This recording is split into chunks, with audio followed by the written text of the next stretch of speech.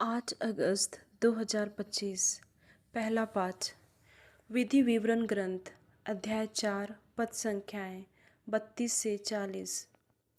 मूसा ने इस्राएलियों से कहा, ईश्वर ने जब पृथ्वी पर मनुष्य की सृष्टि की थी, तुम तब से लेकर अपने पहले के प्राचीन युगों का हाल पूछो।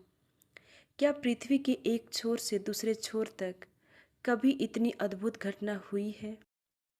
क्या इस प्रकार की बात कभी सुनने में आई है? क्या और कोई ऐसा राष्ट्र है जिसने तुम लोगों की तरह अग्नि में से बोलते हुए ईश्वर की वाणी सुनी है और जीवित बच गया हो? ईश्वर ने आतंक दिखाकर विपत्तियां, चिन्हों, चमत्कारों और युद्धों के माध्यम से अपने सामर्थ्य तथा बाहुबल द्वारा तुम लोगों को मिस्र देश से निकाल लिया है। यह सब तुमने अपनी आँखों से देखा है। क्या और कोई ऐसा ईश्वर है जिसने इस तरह किसी दूसरे राष्ट्र में से अपना राष्ट्र चुन लिया हो?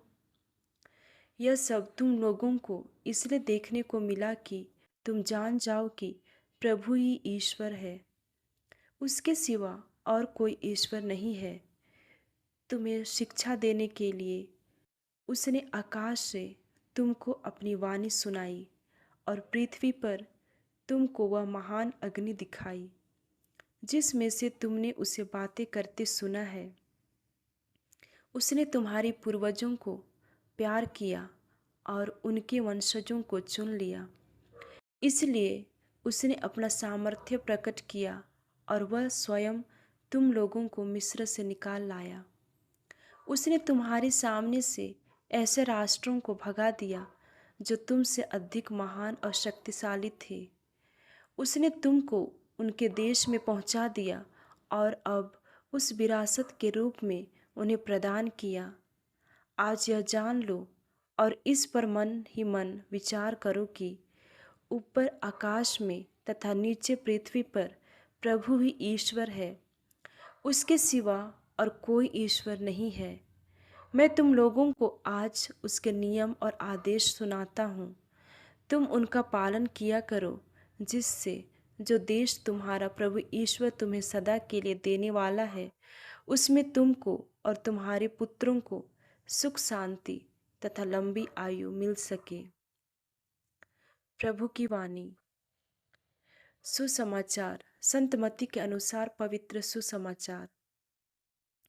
यीशु ने अपने शिष्यों से कहा, यदि कोई मेरा अनुसरण करना चाहे तो वह आत्मत्याग करे और अपना क्रूस उठाकर मेरे पीछे हो ले। क्योंकि जो अपना जीवन सुरक्षित रखना चाहता है वह उसे खो देगा, और जो मेरे कारण अपना जीवन खो देता है वह उसे सुरक्षित रखेगा। मनुष्य को इससे क्या लाभ यदि वह सारे संसार को प्राप्त कर ले लेकिन अपना जीवन ही गंवा दे। अपने जीवन के बदले मनुष्य दे ही क्या सकता है? क्योंकि मानव पुत्र अपने स्वर्गदूतों के साथ अपने पिता की महिमा सहित आएगा और वह प्रत्येक मनुष्य को उसके कर्म का फल देगा। मैं तुमसे कह देता हूँ, यहाँ कुछ ऐसे लोग विद्यमान हैं जो तब तक नहीं मरेंगे जब तक वे मानव पुत्र को राजकीय प्रताप के साथ आता हुआ न देख लें। यह प्रभु का पवित्र सुसमाचार है। मनन चिंतन। आज मानव ने हर क्षेत्र में बहुत तरक्की कर ली है। 100 साल पहले की दुनिया और आज की दुनिया में बहुत अंतर आया है। आज मनुष्य ने ऐसी ऐसी खोज और आविष्कार किए हैं जो दर्शाते हैं कि इस सृष्टि में मनुष्य कोई साधारण जीव नहीं है। उसने ऐसी दवाइयाँ खोज निकाली है जो कठिन से कठिन बीमारी को भी ठीक कर दी। ऐसे ऐसे संसाधन बनाए हैं जिन्होंने जीवन को सुगम बना दिया है।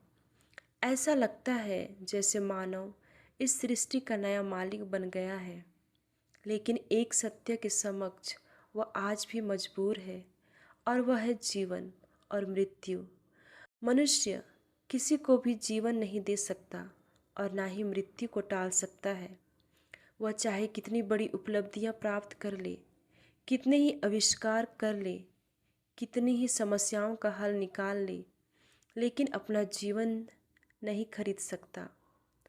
मनुष्य का जीवन ही सबसे अमूल्य वस्तु है। अगर जीवन नहीं है तो कुछ भी नहीं है। यही अमूल्य वस्तु ईश्वर की सबसे बड़ी देन है, मनुष्य के लिए सबसे बड़ा वरदान है।